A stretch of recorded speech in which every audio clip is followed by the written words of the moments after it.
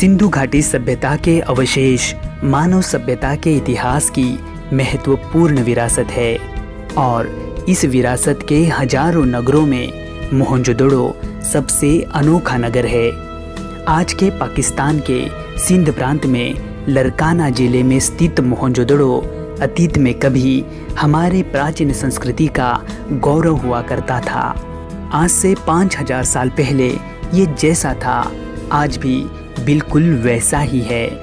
इस शहर की प्राचीन गलियों और सड़कों पर हम आज भी वैसे ही घूम फिर सकते हैं जैसे हमारे पूर्वज अतीत में घूमा करते थे। तो आओ दोस्तों, आज हम मोहनजोदड़ो की गलियों में घूमते हुए हमारी प्राचीन सभ्यता के गौरवपूर्ण अतीत को महसूस करने की कोशिश करते हैं।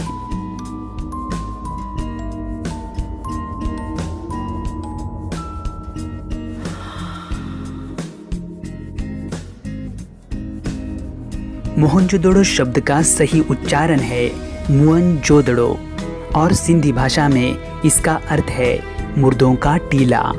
वास्तविक रूप में ये सिंधु घाटी सभ्यता का सबसे परिपक्व, नियोजित और उत्कृष्ट शहर माना जाता है। पुरातत्वविदों के अनुसार लगभग 2600 से 1900 ईसा पूर्व के बीच आबाद रहा ये नगर अपने समय में समाज के सबसे धनिक, विद्वान और व्यापारियों का गढ़ हुआ करता था। आज भी हमें इस नगर के अवशेष लगभग 125 हेक्टेयर के दायरे में बिखरी अवस्था में दिखाई देते हैं। यहाँ पर कदम रखते ही हमें यहाँ की ईंटें अपनी तरफ आकर्षित कर देती है। विश्वास ही नहीं होता कि हम हजारों साल पुराने प्राचीन खंडहर में हैं। बिल्कुल इसी तरह की ईंटें हम आज भी अपने घरों में इस्तेमाल करते हैं। फ़र्क सिर्फ इतना है कि मोहनजोदड़ो की ईंटें दुनिया की सबसे प्राचीन ईंटें हैं। दरअसल इस कहानी की शुरुआत होती है सन 1911 में। उस दिन सिंधु नदी के रास्ते किश्ती से यात्रा कर रहे प्रोफेसर DR भंडारकर जी की नज़र नदी किनारे स्थित एक टीले नुमा खंडहर पर पड़ी। वहाँ का निरीक्षण करने के बाद उन्हें वहाँ पर एक प्राचीन बौद्ध स्तूप के अवशेष और कुछ बौद्धकालीन सिक्के नजर आए। उन्हें लेकर वे भारतीय पुरातत्व सर्वेक्षण विभाग के तत्कालीन प्रमुख सर जॉन मार्शल के पास गए। उस समय हड़प्पा का दौरा कर रहे सर जॉन मार्शल ने तुरंत ही मोहनजोदड़ो को भी भेंट दी और उसका बारीकी से निरीक्षण किया। अपने व्यापक निरीक्षण से सर जॉन मार्शल ने वहां पर बौद्ध स्तूप के साथ साथ अति प्राचीन अवशेष होने की भी पुष्टि की और फिर सन 1922 में सर राखलदास बैनर्जी के निगरानी में मोहनजोदड़ो में आधिकारिक तौर पर उत्खनन कार्यों को शुरुआत हो गई।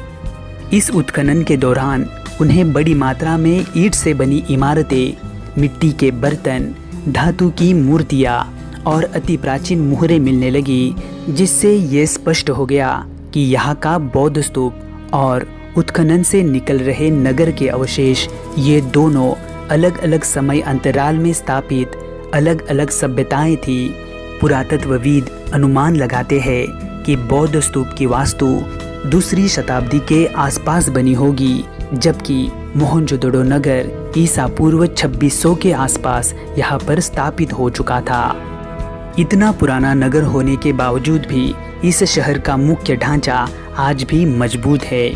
यहाँ का प्रसिद्ध जलकुंड जो ग्रेट बाथ के नाम से दुनिया भर में मशहूर है, वो 40 फुट लंबा, 25 फुट चौड़ा और लगभग 7 फुट तक गहरा है।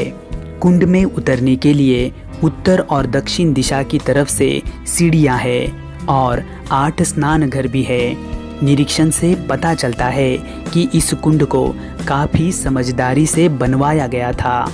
यहाँ की ईंटें आज भी इतनी पक्की हैं कि जिसका कोई जवाब ही नहीं। बाहर से आने वाले अशुद्ध जल को रोकने के लिए कुंड के तल और दीवारों पर चूने और चिरोड़ी से बने गारे को लगाया गया है।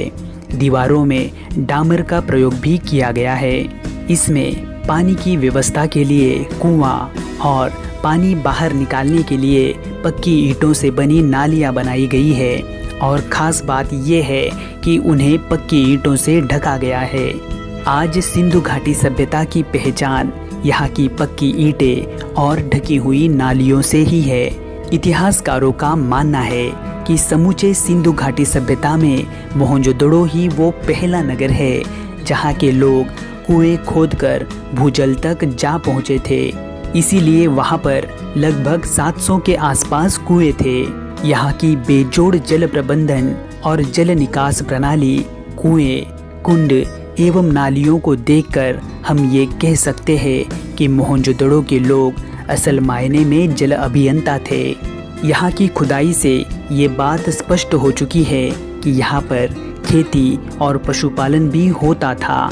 रबी की फसलों में यहाँ पर गेहूँ, सरसों, जौ और चने की खेती के प्रमाण मिलते हैं। दुनिया में सूत के 2 सबसे पुराने कपड़ों में से एक का नमूना यहीं से प्राप्त हुआ है।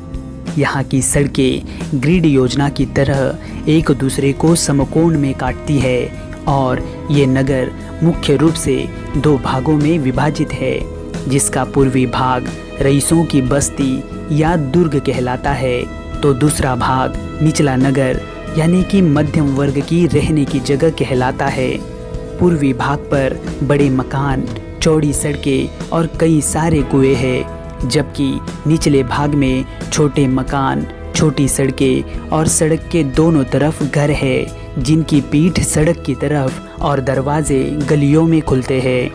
मोहनजोदड़ो नगर के बड़े हिस्से की खुदाई अभी भी बाकी है, क्योंकि पिछले 100 सालों में इसके उत्खनन में केवल 1/3 भाग की ही खुदाई हो पाई है और पाकिस्तान सरकार की तरफ से अब तो वो भी बंद हो चुकी है और इसलिए मोहनजोदड़ो से जुड़े कई सारे राज आज भी जमीन के अंदर दफन है।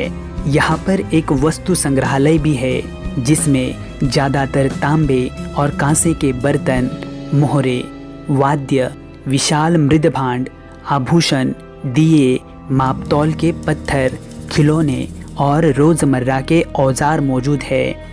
विद्वानों का अनुमान है कि सिंधु सभ्यता में अनुशासन हथियारों के बल पर नहीं तो बुद्धि के बल पर स्थापित था और यही वजह है कि यहाँ पर औजार तो कई सारे हैं लेकिन हथियार एक भी नहीं। सिंधु घाटी सभ्यता के लोगों में कला या सृजना का महत्व भी अधिक था। केवल वास्तुकला या नगर नियोजन ही नहीं तो धातु और पत्थर की मूर्तियाँ, मृदभांड, उन पर चित्रित मनुष्य, वनस्पति और पशु पक्षियों की छवियाँ, सुनिर्मित मुहरे, उन पर सूक्ष्मता से उत्कीर्ण आकृतियाँ, खिलौने, केश विन्यास, आभूषण और सुघड़ अक्षरों का लिपि रूप सिंधु सभ्यता को तकनीक सिद्ध होने के साथ साथ कला सिद्ध भी साबित करता है। सिंधु घाटी सभ्यता की विशेषता उसका सौंदर्य बोध है, जो किसी भी राजा या धर्म द्वारा पोषित नहीं था, बल्कि वो लोकतांत्रिक समाज द्वारा पोषित था और इसीलिए सिंधु घाटी सभ्यता को दुनिया भर में अपने समय काल की सबसे उन्नत और सबसे सभ्य सभ्यता होने का बहुमान अर्जित है। तो दोस्तों, आपको ये जानकारी कैसी लगी? आप हमें कमेंट बॉक्स में ज़रूर बताइए। वीडियो को लाइक करके अपने दोस्तों में शेयर कीजिए और चैनल को सब्सक्राइब करके बेल आइकन को ऑल नोटिफिकेशंस पर सेट कीजिए ताकि हमारे अगले वीडियो की नोटिफिकेशंस आपको तुरंत प्राप्त हो। तो चलो दोस्तों, मिलते हैं अगले किसी वीडियो में। तब तक के लिए आप अपना ख्याल रखना। जय हिंद।